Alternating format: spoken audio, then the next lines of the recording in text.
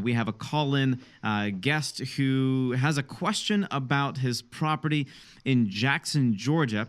His name is Andy Sayers. And Greg, I know you and I were kind of going back and forth a little bit about call-in guests, and we need more questions. So I think this is a testament to us putting it out there. What do you think? I'm excited about it. Andy, thanks for coming on. We're happy to talk about your real estate questions and see if we could add some value to you. Awesome. So, Andy, welcome to the show, first of all. I know we have you all queued up and you're ready to go. Give us a little background on who you are, what you do, and your question for us. Well, my background's mainly in finance, but over the years and in some of my movements and purchasing a property, I've acquired 20 acres. That's all lakefront within 45 miles of the Atlanta airport. And I knew that you were active in the Atlanta market from listening to your show and buying your magazine from Barnes and Noble. So I thought that I'd give you a call and check and see what you had in mind, maybe some ideas for 20 acres lakefront right off the freeway on 75 that goes on down to Walt Disney World. And I purchased most of the property in the 90s, so it's appreciated well, but development's just about to get there. It's probably the next interstate exit that hasn't been developed yet. So I just wondered if you had any ideas, especially since you're so much in the market there in the Atlanta area. Yeah, I definitely enjoy development. It's certainly one of my, it makes me smile from ear to ear whenever I hear an opportunity like this. And from what I understand, you mentioned it's roughly 45 miles away from Atlanta, 20 acres on wooded property. I have some notes about it as well. It's in Jackson, and you've owned it since the 90s. Greg, what do you think? I mean, I know I have my opinion on it, but I want to hear yours first. Yeah, sure. And thanks for calling in, Andy. So this is cool. So you bought it back in the 90s, which means you saw a beautiful run up. You've seen a lot of changes in Atlanta over that period of time, including a housing boom and a housing bust that caused a lot of people to lose faith in the market, at least temporarily. What was on your mind during the madness of like the 2000s in through 2008? Because, one of the things about Atlanta's experience in the housing crisis is that it was very much driven by overdevelopment, meaning it was so hot that and the migration coming into Atlanta from all points north got people frothing at the mouth over the marketplace. And so a lot of new development, maybe too much supply. When the market crested and turned back down again, there were a lot of subdivisions that were half baked at the time. They hadn't gotten completed. And one of the reasons why it took Atlanta longer to come out of the housing crisis than it did other places was because of all that extra supply. So you mentioned that you're a little bit further out. So you've seen the development almost kind of get to your doorstep, and then did it pause during the last 10 years and now it's starting to grow again? It's more of a rural area, but other closer areas to Atlanta have developed well. If you go like 20, 30 miles out, coming down 75 where I am, all of a sudden small local communities like McDonough, Georgia suddenly became some of the fastest selling real estate areas in the state. So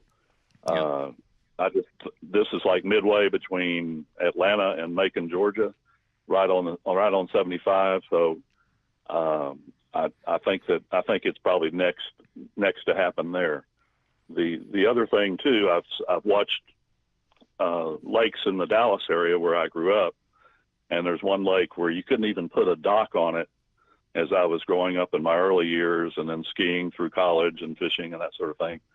And watching that Lake Ray Roberts, now it's got all sorts of Hilton hotels, Bass Pro Shop, all sorts of retail and development on it.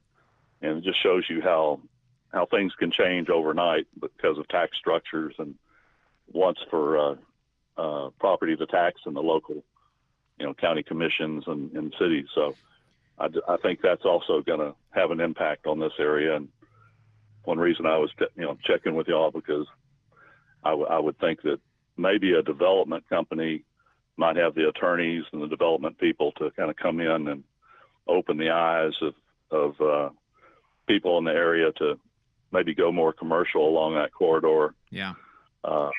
You know, than residential maybe. Yeah. What are your thoughts on it? Are you looking at exiting? Are you looking at just selling it off and just kind of washing your hands of it and saying, hey, I'm done. I want to move on, do something else? Or are you looking at staying in the deal for the next couple of years? Because I think, I know Greg and we had a couple of thoughts on this. If you were interested in maybe sticking in the deal, you'd want to find the right builder potentially, because, I mean, we're kind of seeing a little bit of that overdevelopment again now. So is this something you just want to get rid of and get a payout on, nice little payday, or do you want to also potentially develop yourself?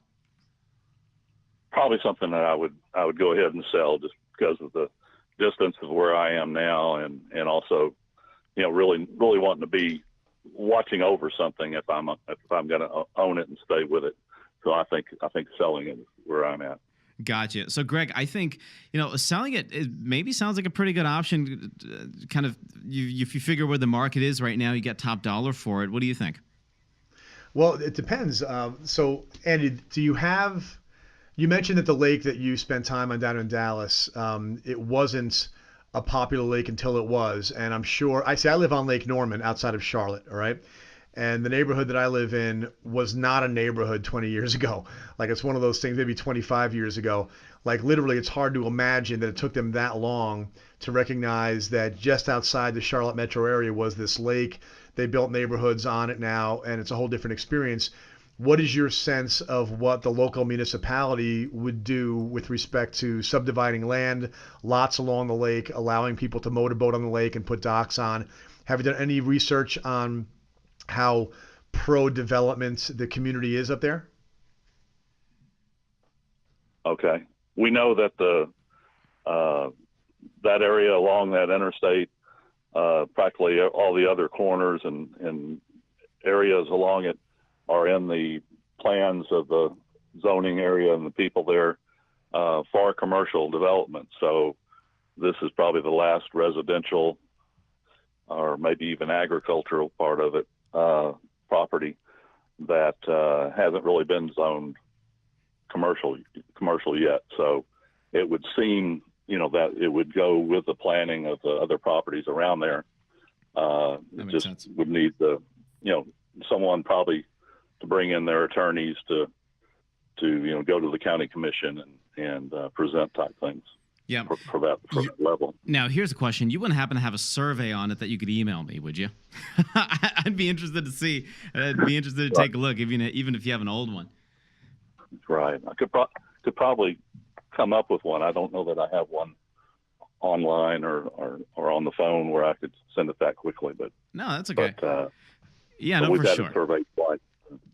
For sure. I think, Greg, what you're saying is absolutely right? Like, you take a look at what the local government, what the bodies there would be willing to do, potentially push to possibly get some credits, see if there's the build-to-rent community that could be established, what type That's what I was going to say. Yeah. That's a great point. One of the idea. hottest trends in new construction of single-family homes in the country right now is build-to-rent, where a developer comes in, builds the neighborhood. Instead of selling the individual houses and getting out altogether, they retain the property and they turn it into a rental community. And so interesting to think about a lakefront rental community that you might be able to keep a piece of long term.